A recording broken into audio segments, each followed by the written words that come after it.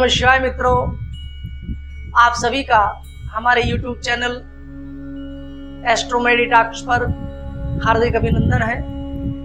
आज हम आपको एक ऐसा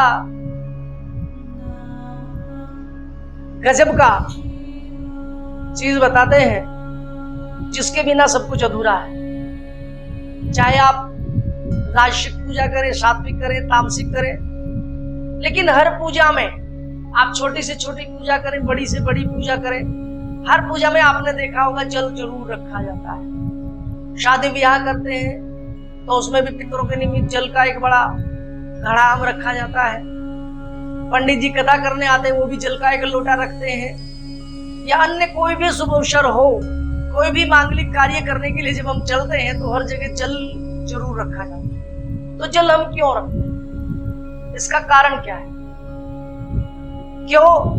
आपने देखा होगा जब प्रलय होती है ना, सब कुछ समाप्त हो जाता है, उस समय केवल जल ही जल रहता है। और आज भी बिना जल के तो कोई रह ही नहीं पाता। जल ही जीवन है, ऐसा कहा जाता है। बिना जल के तो असंभव है। तो जल क्या है? आपने देखा होगा जितने भी लोग ज्यादातर मंत्र करते हैं, टोटके करते हैं, पूजा पाठ इत्यादि करते हैं, तो वो सब जल के किनारे जाकर के ही करते हैं। आप किसी अवसर पर देख लीजिएगा, किसी नदी में आप चले जाइएगा, गांव देहात की नदियों में, तो आपको हर नदी के अंदर, हर तालाब के अंदर आपको लोगों के छोटे छोटे रखी हुए सामान मिल जाएंगे, टोटके मिल जाएंगे, जहां भी आप देख लीजिएगा। और हद तो तब तक हो गई कि जब लोग क्या करते हैं, आज एक देवी की पूजा कर रहे थे, मूर्ति रखी थी, खंडित हो गई और वो भी गंदे जल में जाके प्रवाहित कर दी। ऐसा बिल्कुल नहीं करना चाहिए। तो वो जो जल है, तो जल के अंदर सभी सबके सभी लौट के रखते हैं। तो जल का देवता कौन है? मुख्यतः हम इसी चर्चा पर चर्चा करेंगे। तो जल को वरुण देवता कहा जाता है, और वरुण देवता जल के अधिष्ठाता देवता है। कोई लोग इनको वरुण देवता कहते हैं, और अगर आप मोमडन्स में चले जाएं तो वो इनको ख्वाजा कहते हैं, और अगर आप सिंधियों में चले जाएं तो वो इनको झूलेलाल कहते हैं।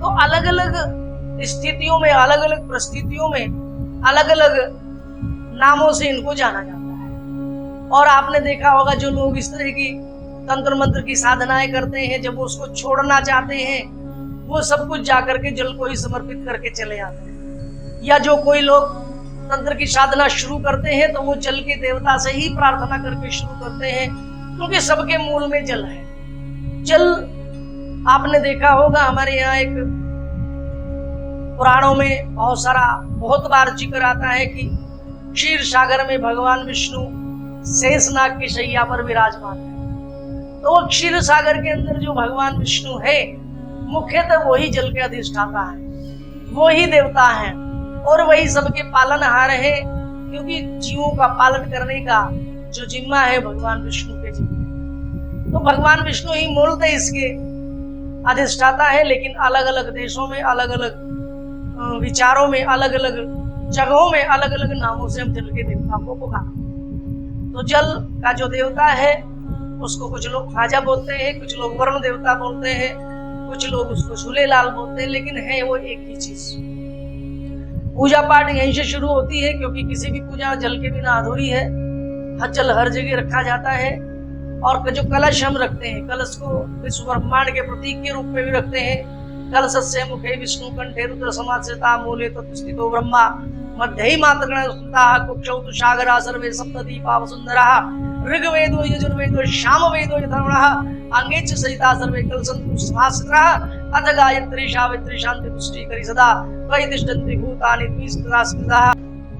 तो इस तरह से हम मंत्र को बोलते हैं, क्योंकि कलश के अंदर सभी देवों का वास होता है, सभी देवों का निवास होता है। जैसे कहा जाता है कलश के जो सभी देवता निवास होते हैं, यूनिवर्सल के रूप में इसको रखा जाता है।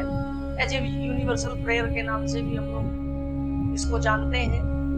विश्व ब्रह्मांड के प्रतीक के रूप में रखा जाता है। और आप देखें कि जब ब्रह्मांड के प्रतीक के रूप में हमने कलश को रख लिया, तो सारे देवी देवता जितने भी हैं वो सब इस ब्रह्मांड में ही निवास करते हैं। तो इसलिए सभी की पूजा इसके साथ हो जाती है। इसलिए कोई भी टोना हो, टोटका हो, किया हो, कराया हो, जो भी होता है वो सब जल के अंदर ही होता है। जल से ही आज्ञा लेकर के ये सब चीजें की जाती है और सिर्फ जल को ही समर्पित इसमें कर दिया जाता है। तो वही जल है जो हमारे जीवन में हर समय काम भी आता है, वही जल है जो हमें इन सब चीजों की पूर्ति भी कराता है।